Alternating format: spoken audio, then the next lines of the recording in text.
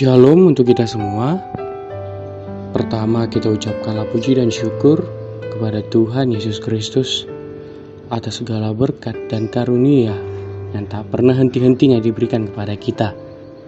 Untuk mengawali pagi ini, marilah kita buka Alkitab kita untuk renungan di pagi ini, diambil dari Mazmur 17 ayat yang kelima. Demikianlah firman Tuhan. Langkahku tetap mengikuti jejakmu, kakiku tidak goyang.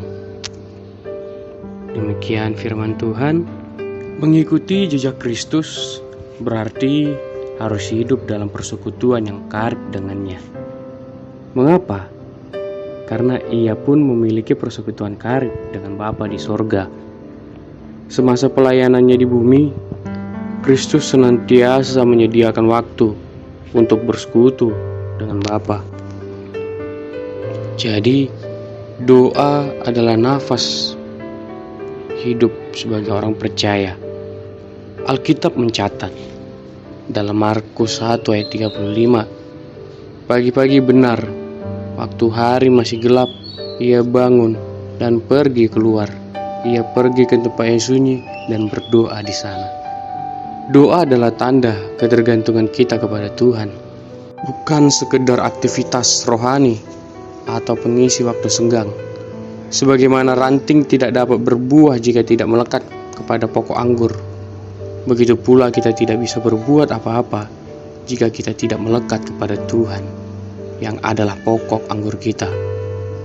Hidup kita ini sangat bergantung sepenuhnya kepada Tuhan. Jika Kristus saja memiliki kedisiplinan dalam berdoa, kita pun harus demikian, taat dan terus mengandalkan Tuhan. Sama halnya dalam melayani. Ciri utama pelayanan adalah pengorbanan. Jika belum ada pengorbanan, sesungguhnya kita masih belum melayani Tuhan dengan sungguh.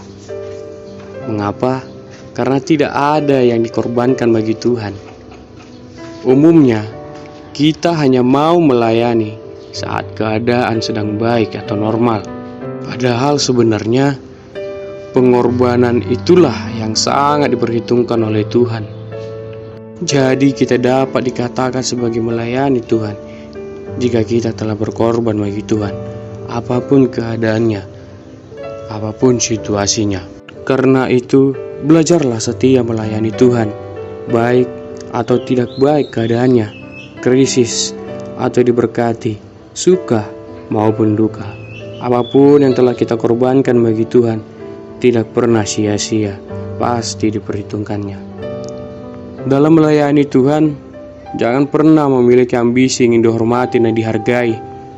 Namun kejarlah karakter seorang hamba, yaitu rendah hati, tekun, setia, dan taat.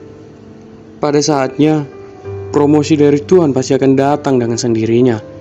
Sebab bukan dari timur atau dari barat, dan bukan dari padang gurun datangnya peninggian itu, tetapi Allah adalah hakim. Direndahkannya yang satu dan ditinggikannya yang lain. Tertulis pada Mazmur 75 ayat 7. Jangan sekali-kali kita mengharapkan upah manusia, tapi berharaplah hanya kepada Tuhan. Kamu tahu bahwa dari Tuhanlah kamu akan menerima bagian yang ditentukan bagimu sebagai upah. Kristus adalah Tuhan dan kamu hambanya.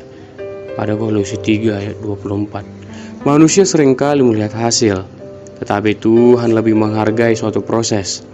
Manusia lebih memperhatikan penampilan jasmania, tetapi Tuhan melihat hati atau motivasi saat kita melakukan segala sesuatu. Pelayanan pun adalah tempat pemprosesan hati kita untuk tetap memiliki hati seperti Yesus dalam segala kondisi.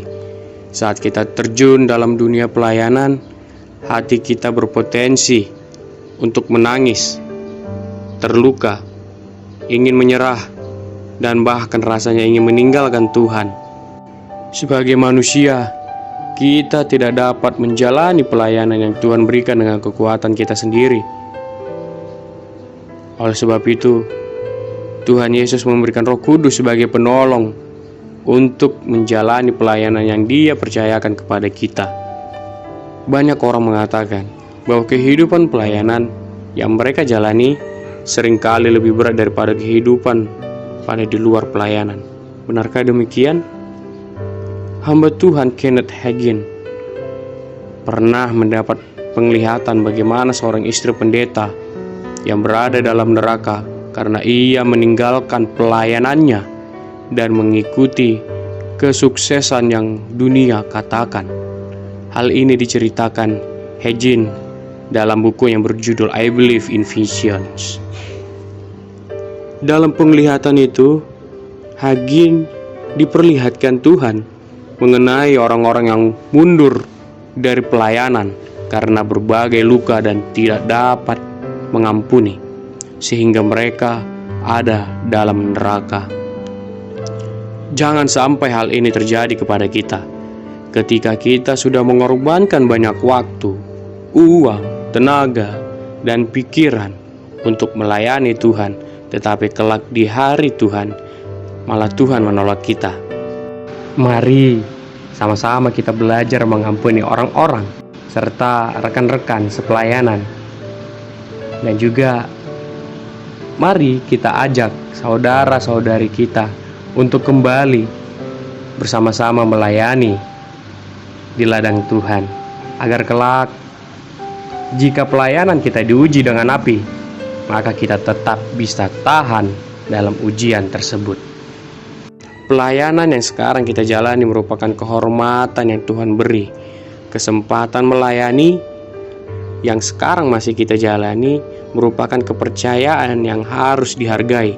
Dan rekan-rekan pelayanan yang masih bersama kita, walaupun menyebalkan, merupakan orang-orang yang Tuhan percayakan untuk membentuk karakter hati kita.